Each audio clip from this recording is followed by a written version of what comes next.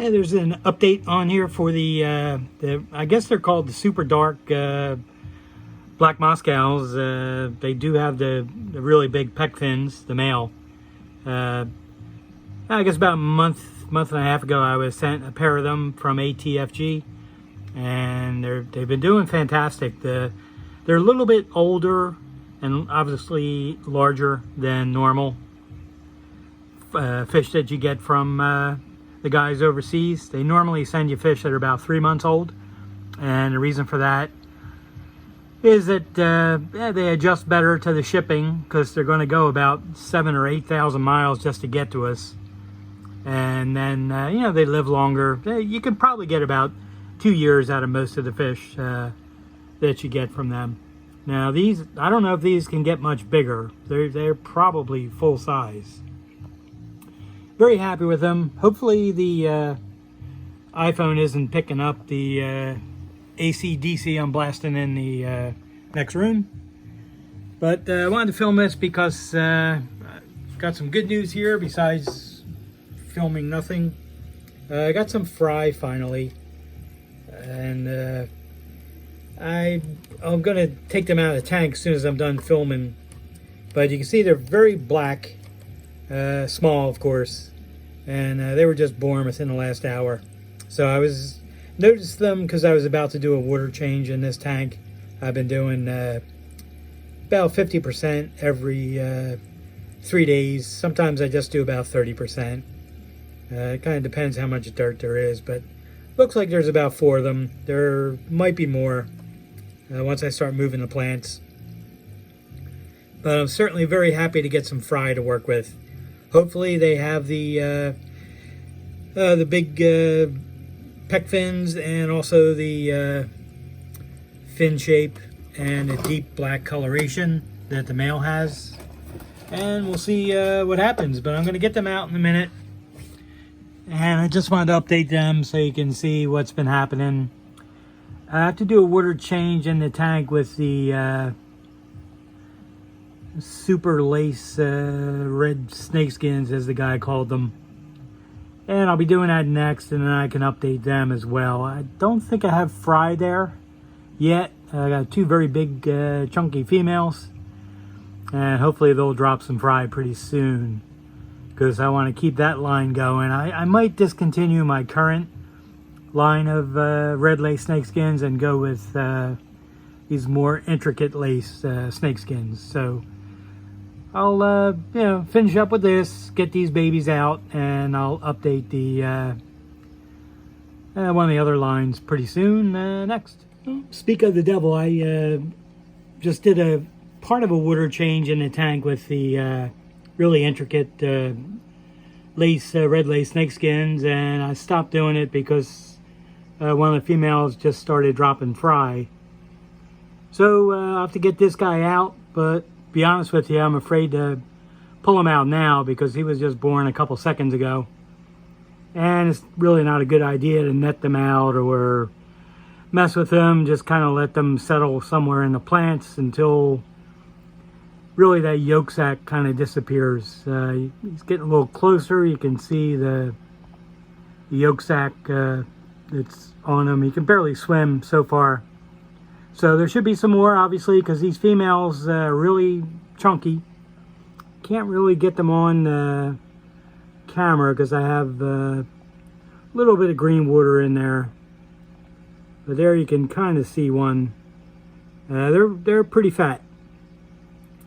So there's 2 of them right there. It's kind of like looking at them through a fog because the water is a bit green. I've put a bunch more plants in, hoping to get the green water to disappear without having to put in some no more algae stuff, because I'm never too nuts about using that, although it doesn't seem to hurt the fish. But there is the little guy or girl right there.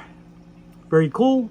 This is besides the black Moscows, this is the one I really wanted to get some fry from, because I've never seen lace snakeskins with this intricate of a pattern. And you can see there's a very large dorsal. It's kind of, I think it's called like a half thumb or a high dorsal. It's not an IFGA type dorsal. It should be like a parallelogram that should go almost to about a third into the tail, ideally, maybe longer. But interesting, he's just taking a break because I did change some of the water and I stopped immediately when I saw this guy zipping around. So I don't know where he went. He's somewhere in front of my face. There he goes. Hopefully he'll straighten out. And yeah, I can't keep the camera on him because it's too boring, but that yolk sac should be kind of sucked in within about the next hour, which is kind of cool. So yeah, I'll continue on with something else, but at this point now I've gotten fry from the super dark black Moscows, these Snakeskins, and the tiger lace Snakeskins. So excellent. Every single one pair that I got from them has had fry now, and this female was the first one that had fry, and she's already filling up again. So definitely good news. They send really healthy, nice fish, and it's expensive. It's a bit of a leap of faith with the amount of money, and it turned out to be worth it this time. But you know, the next step is to see how they grow out and make sure they look like the parents, which you know, I trust this guy. He's good, and we'll see. I'll update them again later, probably in another month, when I hopefully start getting some color in the fry. Although I'm not really going to get more color in the black Moscows. They're black, and they're not going to change much more than that.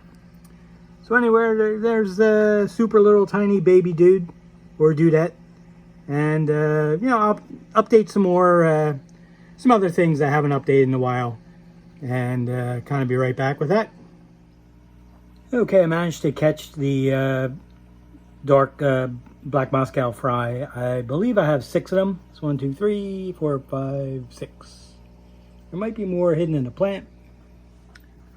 See what we got from above there. I think there's 6. So that's not bad. You know, that's a decent haul for a first drop, because she wasn't very big. So just going to raise them up for the first couple of weeks in this small tank. It's a 1-gallon tank with some thin leaf water sprite at the top. So we'll get by with that, and then I'll move them into a bigger tank after that. But I like to use the smaller tanks, as I mentioned, because it keeps the fish, the babies, in one small area so they don't have to look too much for the food. I do have some live baby brine shrimp at the top. That's what's moving around. Their stomachs are kind of pink, so they're definitely eating that if they even need to eat, because they were just born. So we'll see who's the smartest pig in the world. Einstein. Yeah, that's not very good. That's not good at all. Well, I thought I'd update the albinos I got from the cross of, it was a black Moscow female and a black lace snakeskin male. Now obviously that's not an albino. Those 3 right there, they're the black-eyed fish from the same drop. Hoping I can get the pattern, as you can see on the tail. It's like a blue snakeskin, which is very cool. Albinos with a blue snakeskin pattern. Now, from the shape of the tail, I mean, they're very young. They're only 3 months old. I don't think they're going to be delta-tailed like the father was. I think we're looking at a smaller, roundish tail possibility. But we'll see. This is going to be cool. I have 8 to 10 of the albinos. I only put a few of them in this little tank. This is a little Aqueon photo tank I bought. Very cool. This is really a nice little tank. You can see my reflection because I have a black background in the back of the tank. So that was one of the females. That's one of the males. And you can see the pattern of the snakeskin doesn't take over the whole body. You could see more if you turn to the side. There's going to be an odd color spot in the middle. I shouldn't say spot. An odd section in the middle that probably won't get any color at all. But like I said, they are young, so we'll see what happens. They're doing fantastic. The jury's still out on what I'm going to do with all the albinos. I think I might just take one male albino and two female albinos and put them in a tank. And I may also put one of the black-eyed females in, but when it looks like she's closer to dropping fry, I would pull her out. So I don't want to mix up the babies, but I would like the albino males to hit some of the black-eyed females as well. So if I can get both out of keeping this line going, that would be pretty cool. So it technically wouldn't be a black lace snakeskin, the black-eyed ones, because there's not enough of a snakeskin pattern. So we just, I don't know what you'd call it, probably like a black bicolor or something like that. So very cool looking. I really like this. I love the albino ones. Very intricate pattern in the tail and the side of the body. So we'll see what we can do with them. I mean, this is really a nice surprise to get the albinos out of them. The light is kind of interfering with picking up their color, but I think you can see it on that one. Pretty nice. So what do you call a bee born in May? A May bee. Yeah, I don't think these jokes can get any worse. I'm gonna have to get a joke writer. These are terrible. All right, thank you very much for watching. If you have any questions or comments, leave them in the comments, or you can email me. I'll put the email address in the description of the video. And I'll be back with another one in a few days.